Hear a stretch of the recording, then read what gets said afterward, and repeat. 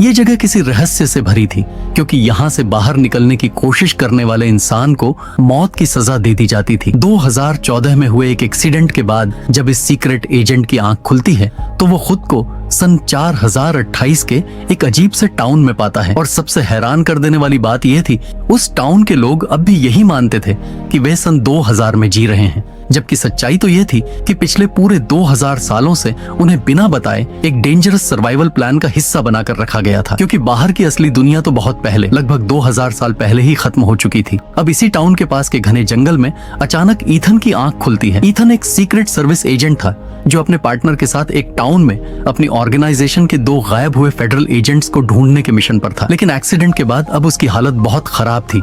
उसके शरीर पर गहरे जख्म थे, कपड़े फटे हुए थे और उसके पास उसका कोई भी सामान नहीं था। किसी तरह खुद को संभालते हुए वो पास के टाउन की तरफ निकल पड़ता है। टाउन पहुंचने पर वहां के लोग ईथन को काफी अजीब नजरों से देखने लगते हैं, जैसे उन्होंने किसी बाहरी को पहली बार देखा हो। ईथन सीधा एक कैफे में चला जाता है, जहाँ काम करने वाली एक लड़की से बातचीत में उसे पता चलता है कि वह वेवर्ड पाइन्स नाम की जगह पर है। ईथन उससे कुछ और पूछ ही रहा होता है कि तभी कमजोरी के चलते बेहोश होकर जमीन पर गिर जाता है। होश आने पर ईथन खुद को एक हॉस्पिटल के अंदर पाता है, जहां सामने खड़ी होती है डॉक्टर पाम। पाम उसे बताती है कि उसकी कई हड्डियां टूट गई हैं और उसे कुछ समय तक आराम की जरूरत है। पाम की बात सुनकर ईथन को धीरे धीरे याद आने लगता है वो अपने एक और साथी के साथ निकला था। रास्ते में उनकी गाड़ी अचानक से एक ट्रक से टकरा गई थी। ये याद आते ही ईथन तुरंत पाम से अपने साथी के बारे में पूछता है, लेकिन पाम बताती है कि उसके साथी की तो वहीं ऑन द स्पॉट मौत हो गई थी, जबकि ईथन किसी तरह खुद को बचाकर गाड़ी से निकलकर जंगल में पहुंच गया था। अब ईथन अपने फोन से अपनी वाइफ को कॉल करके सब बताना चाहता है,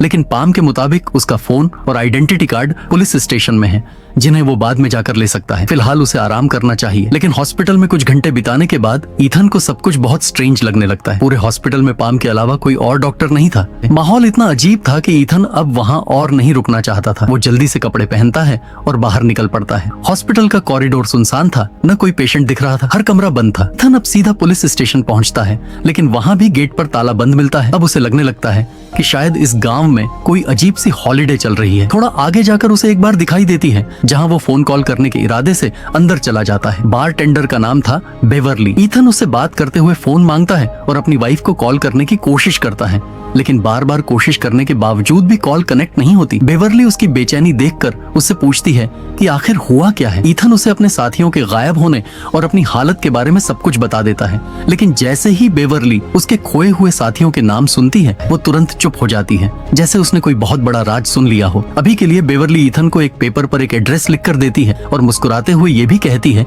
कि अगर उसका मूड कभी खराब हो तो वो कभी भी उससे मिलने आ सकता है। ईथन उस पेपर को पलटता है तो पीछे एक लाइन और लिखी होती है, वेवर्ड पाइन्स में कोई भी झिंगुर मौजूद नहीं है। ये बात पढ़कर ईथन थोड़ा कंफ्यूज तो होता है, लेकिन फिलहाल इस पर ज्यादा ध्यान नहीं देता और बार से बाहर निकल जाता है। पर तभी अचानक उसे पास की झाड़ियों से झिंगुरों की आवाज सुनाई देती है। आवाज सुनते ही थोड़ा सा शॉक होते हुए वह झाड़ियों की तरफ बढ़ता है। जैसे ही वह झाड़ियों को हटाता है उसे वहाँ एक स्पीकर दिखाई देता है और उसी स्पीकर से झिंगुरों की आवाज आ रही थी। ये देखकर ईथन सोचता है कि टाउन में जो कुछ भी हो रहा है वह नेचुरल नहीं है। थोड़ी देर बाद ईथन पास के एक मोटल में पहुंचता है ताकि वह रात वहीं बिता सके, लेकिन क्योंकि उसके पास पैसे नहीं थे, सुबह सुबह ही उसे होटल से बाहर निकाल दिया जाता है। अब बाहर निकलते ही ईथन को याद आता है वो एड्रेस जो बेवरली ने उसे दिया था। वह तुरंत वहां जाने का फैसला करता है, लेकिन उस जगह पहुंचते ही ईथन के तो होश उड़ जाते हैं, क्योंकि वह जगह किसी पुराने और जर्जर कैबिन की तरह थी। अंदर घुसते ही उसे एक भयानक नजारा दिखाई देता है। बेड से बंधा हुआ एक इंसान जिसकी कई दिन पहले मौत हो चुकी थी। जब ईथन पास जाकर उसका चेहरा देखता है तो वह हैरान रह जाता है। वो लाश किसी और की नहीं बल्कि उसके खुद के खोए हुए साथी की थी। ये देखकर ईथन बुरी तरह डर जाता है और सीधे पुलिस स्टेशन की ओर भागता है। वह वहाँ के शेरिफ को सारी बात बताने की कोशिश करता है, लेकिन शेरिफ का रवैया बेहद अजीब था। वह तो उसकी बात सुनते सुनते आइसक्रीम खा रहा था और किसी तरह की सीरियसनेस दिखा ही नहीं रहा था। आखिर ईथन के बार बार जिद करने पर शेरिफ उसकी कंप्लेंट तो दर्ज कर लेता है, मगर लापरवाही से कहता है कि वो थोड़ी देर बाद जाकर बॉडी को चेक करेगा। उसकी बातों से साफ झलक रहा था कि या तो वह झूठ बोल रहा है या फिर जानबूझकर किसी चीज को छिपा रहा है। ये देखकर ईथन वहां से बाहर निकलता है और किसी का फोन लेकर सबसे पहले अपनी वाइफ को कॉल करने की कोशिश करता है, लेकिन फोन अनरीचेबल आता है। फिर वह अपनी ऑर्गेनाइजेशन में कॉल करता है, जहां आखिरकार एक आदमी कॉल रिसीव करता है। ईथन जल्दी से बोलता है कि मैं ईथन हूँ, मुझे अपने बॉस से बात करवाओ। ये मामला बहुत सीरियस है, लेकिन सामने वाला आदमी हर बार कोई ना कोई बहाना बना देता है और आखिर में वो कॉल काट देता है। अब उसके मन में एक ही बात साफ हो चुकी थी,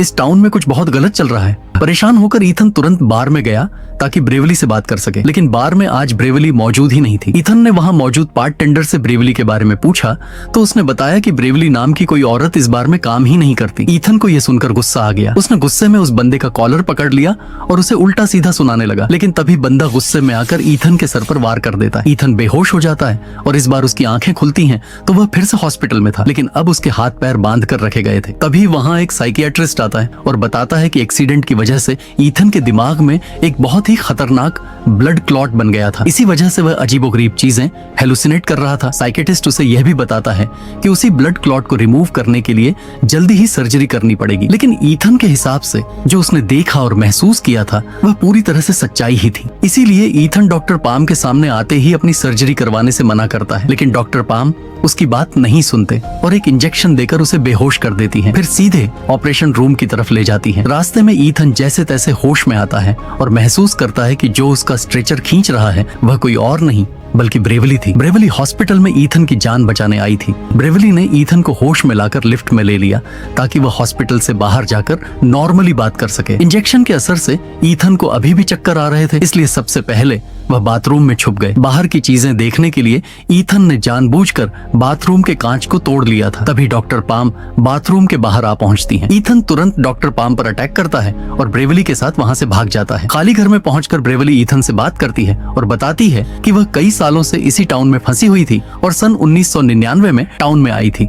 यह सुनकर ईथन का दिमाग काम करना बंद कर देता है क्योंकि अब उसका कैलकुलेशन और एज बिल्कुल मेल नहीं खा रहे थे। ब्रेवली आगे बताती है कि जिस एजेंट की डेड बॉडी ईथन ने ढूंढी थी उसे असल में शेरिफ ने मारा था। इस टाउन में कुछ नियम थे कि कोई भी यहाँ से भागने की कोशिश नहीं करेगा। ये सुनकर ईथन और ज्यादा डर जाता है, लेकिन दवाई के असर की वजह से वह बेहोश हो जाता है और अगली सुबह जब उसकी आंख खुलती है तब ब्रेवली वहां से चली गई होती है। ईथन टाउन में वापस जाता है और इस बार सब कुछ नॉर्मल लग रहा था। पास में हो रही एक पार्टी में उसकी नजर केट नाम की महिला पर पड़ती है जो मरे हुए एजेंट के अलावा गायब हो गई थी। लेकिन सबसे चौंकाने वाली बात यह थी कि केट अपनी उम्र से काफी बड़ी लग रही थी। ईथन तुरंत अप्रोच नहीं करता और पार्टी खत्म होने तक इंतजार करता है। जैसे ही केट अपने पार्टनर के साथ जाने लगती है, ईथन उसका पीछा करता हुआ उसके घर तक पहुंच जाता है। रास्ते में उसके दिमाग में बस यही बात चल रही थी कि केट इतनी ज्यादा बदल गई कैसे, क्योंकि 1 महीने पहले तक ही उनका एक्स्ट्रा मैरिटल अफेयर चल रहा था और तब केट बिल्कुल अलग थी। ईथन हिम्मत करके केट के घर की डोरबेल बजाता है और उससे बात करने की कोशिश करता है। शुरू में केट अपने पति के सामने ऐसे दिखावा करती है जैसे कि वह ईथन को जानती ही नहीं। थोड़ी देर में वह अपने पति को किसी काम के बहाने से अंदर भेज देती है और ईथन को बताती है कि पूरे टाउन में हर जगह सीसीटीवी कैमरा लगे हुए थे और 24 घंटे उनकी हर मूवमेंट पर नजर रखी जा रही थी। इसीलिए केट ने ईथन से कहा कि वह अभी बहुत ज्यादा सावधान रहे। मगर ईथन का मन अभी भी यह जानने में लगा था कि केट इतने समय में इतनी बदल क्यों गई। केट के हिसाब से वह पिछले 12 साल से इस टाउन में थी, जबकि ईथन की जानकारी के अनुसार केट बस 1 महीने पहले गायब हुई थी। यह सोचकर ही ईथन का दिमाग दंग रह गया। केट ने आगे किसी भी सवाल का जवाब देने से साफ मना कर दिया और हंसते हुए ईथन को वहां से जाने को कहती है ताकि कोई भी उनके ऊपर शक न करे। केट की बातें सुनने के बाद ईथन जल्दी से जल्दी इस अजीब टाउन से बाहर निकलना चाहता था। उसने थोड़ी दूर जाकर पास खड़ी एक गाड़ी का शीशा तोड़ दिया और किसी तरह से गाड़ी को रोड पर भगाते हुए टाउन से बाहर निकलने की कोशिश की। कुछ ही देर में ईथन टाउन के एंट्री बोर्ड के पास पहुंचा और उसे लगा कि शायद अब वह टाउन पीछे छूट जाएगा। मगर कई घंटों तक लगातार ड्राइव करने के बावजूद अचानक वही बोर्ड सामने आ गया जो उसने पहले भी देखा था। यह देखकर ईथन समझ गया कि रोड के रास्ते से वह टाउन से बाहर नहीं जा सकता। तुरंत ही उसने गाड़ी से नीचे उतरकर जंगल में भागने का फैसला किया। जंगल के बीच में आने वाली हर चीज को ध्यान से पार करते हुए वह जंगल के अंतिम हिस्से तक पहुंचा। वहां एक बहुत बड़ी दीवार खड़ी थी जो पूरे टाउन को चारों तरफ से घेर रही थी। दीवारों के ऊपर हाई वोल्टेज वायर्स लगे थे ताकि कोई भी भागने की कोशिश करे तो करंट लगने पर उसकी मौत हो जाए। ईथन ने फिर से गाड़ी में बैठने का फैसला किया। तभी अचानक टाउन का शेरीफ आ गया और ईथन को गाड़ी चुराने के जुर्म में पकड़ लिया।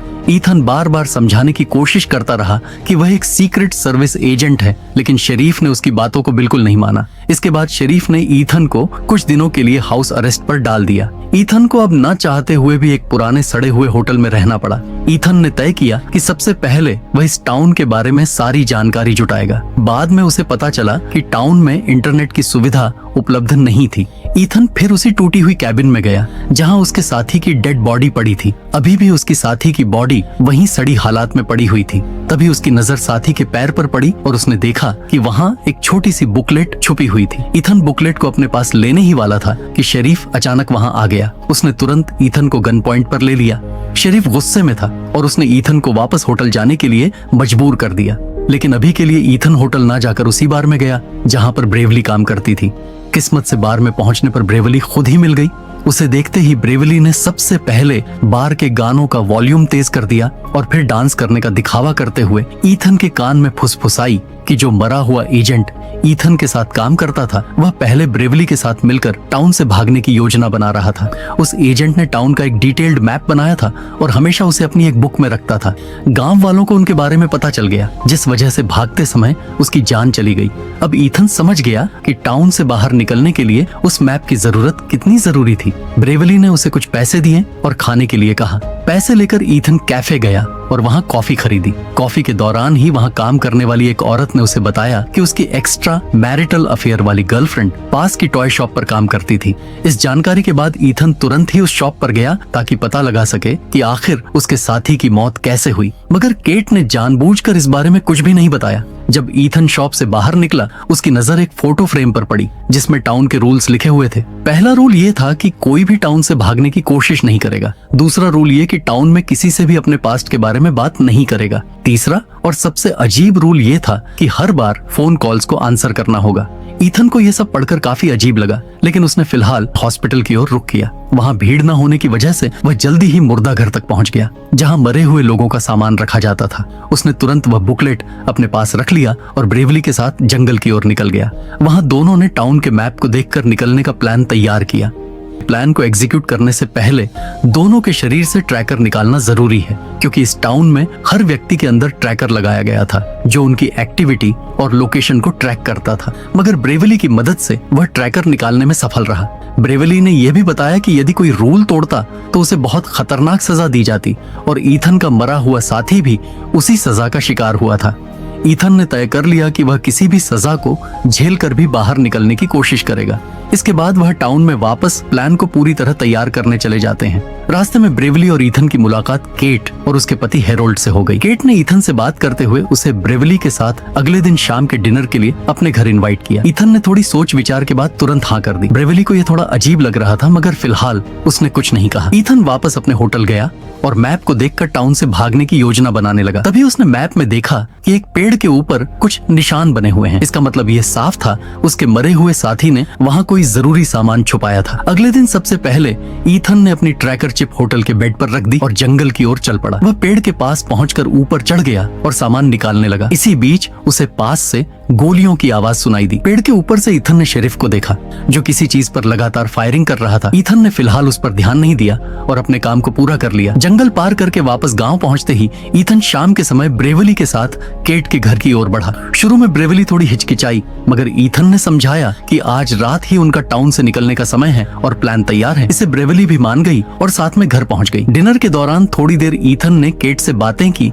और फिर वॉशरूम जाने का बहाना बनाया। वॉशरूम में जाकर सबसे पहले उसने चेक किया कि कहीं कोई सीसीटीवी कैमरा तो नहीं है। पूरी तरह सुनिश्चित होने के बाद उसने अपना ट्रैकिंग डिवाइस वहीं रख दिया। इस बीच ब्रेवली केट और हेरोल्ड से बातें कर रही थी। जानबूझकर उसने अपनी बेटी का जिक्र किया, जिससे यह साबित होता था कि वह टाउन आने के बाद से अपनी बेटी से नहीं मिल पाई थी। पास्ट के बारे में बात करने के कारण उसने टाउन का एक रूल तोड़ दिया, मगर उसने खुद को परेशान होने का बहाना बनाकर बाथरूम की ओर चली गई। काफी समय तक ब्रेवली बाहर न आने पर केट और हेरोल्ड को उनके भागने की योजना समझ में आ गई। इसी दौरान ब्रेवली और ईथन घर के बाहर निकल चुके थे। ईथन ने शुरुआत में ब्रेवली को समझाया कि उसके मरे हुए दोस्त के पैकेज की मदद से ही उन्हें टाउन से बाहर जाने के कुछ क्लूज मिले हैं। अचानक आसपास के सभी घरों की लाइट जल गई और घरों में मौजूद फोन बजने लगे। इसके तुरंत बाद हर घर से लोग हथियार लेकर बाहर आ गए और ईथन और ब्रेवली का पीछा करने लगे। अब सवाल ये था कि क्या वे दोनों टाउन का ये रहस्य पूरी तरह से जान पाएंगे? क्या वे टाउन से बाहर निकल पाएंगे?